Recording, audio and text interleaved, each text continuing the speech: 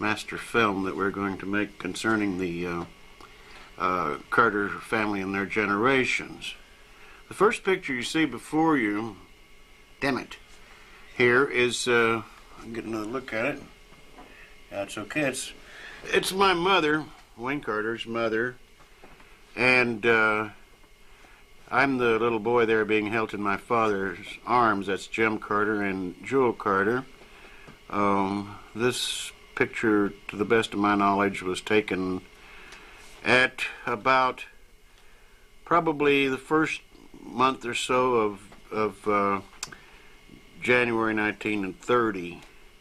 It was probably taken somewhere in around Spur, Texas.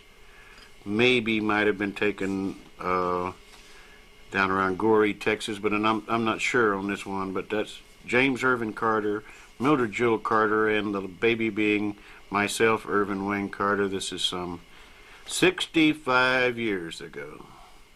And Elwood is the oldest son that's with my uncle.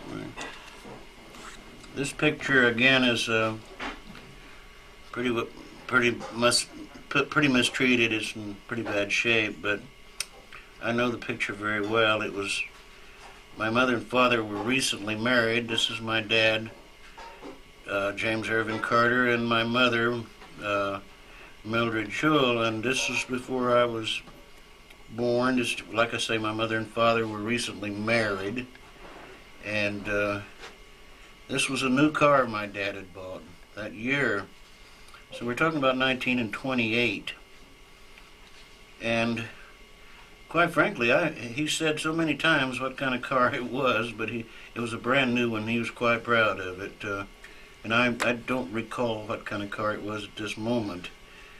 But that's this was apparently just about the time that they either were married here, and I think they were, or they were fixing to get married. This is a picture of me and my sister, Wayne and Dell Carter. My little sister passed away when she was 10 from encephalitis. She got sick at about 3.5 years old. She got sick, but we were with a little wagon my dad had bought us for Christmas. And the picture would have been taken at about 1933, and it was taken at Spur, Texas. My dad was taking care of a ranch there for a bank, and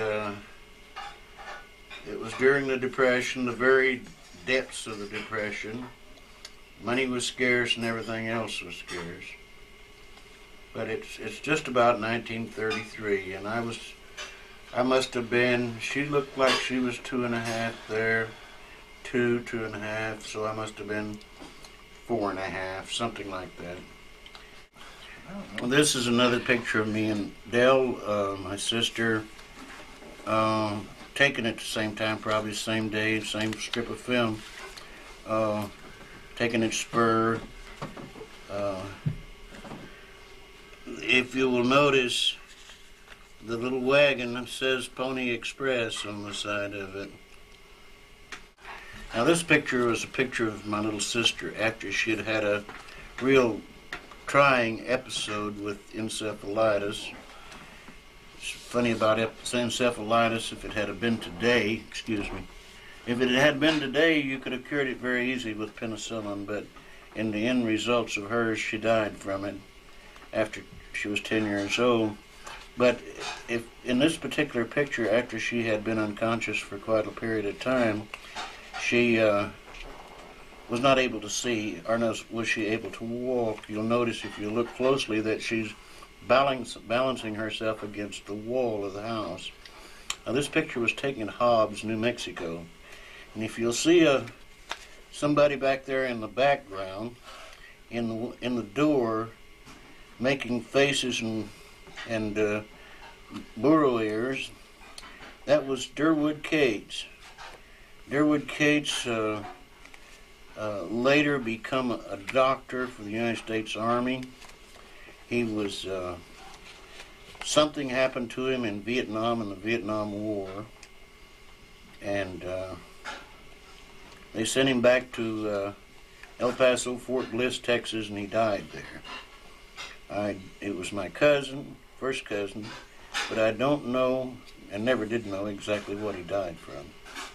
He was say that he was which cousin he was on what side? Oh yeah, Durwood was a cousin from my Aunt Ruth and Uncle D.T. Aunt Ruth was my father's sister. This is a picture of my mother and my little sister. At this time was probably go ahead.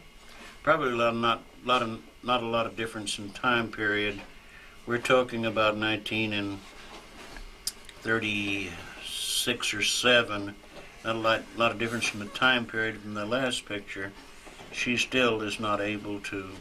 Well, she never got able again to. She was blind and could not balance herself. She could have walked if she could have balanced herself. She was never able to balance herself up until she died some 3 years after this picture was taken. Now this is my sister, Mildred Claudel. We called her Dell. And this was a picture of her probably at, I would imagine, about 8 years old. A couple of years before she passed away. In this picture she was blind. However, like I told you before, she couldn't balance herself. She had plenty of strength and she could walk, but she was not able to balance herself, and therefore she couldn't walk for that reason. But if she could sit, or someone would put their hand in the middle of her back, she could stand up and have plenty of strength, but she just couldn't walk and balance herself. This picture is a picture of me, Wayne Carter, and my brother, Max Carter. He's a little fellow on the right. At that time, see, I'm 10 years older than Max, and so you can see here the difference. He was probably 4 and I was probably 14 in this particular picture.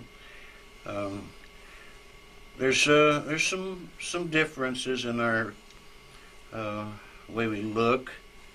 Max was always a little bit heavier built and a little bit more light complected and a little bit more blonde hair than I had. And this comes out strong when we were young in these pictures. Now we're both so darned ugly it don't make any difference.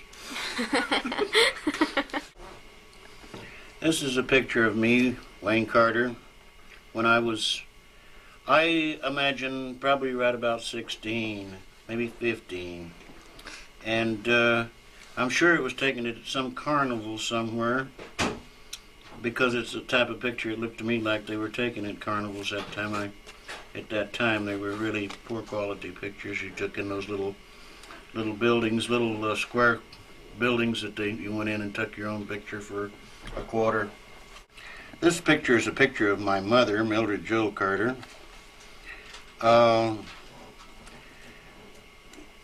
Like I say, being born in 1912, I'm going to have to estimate her age here.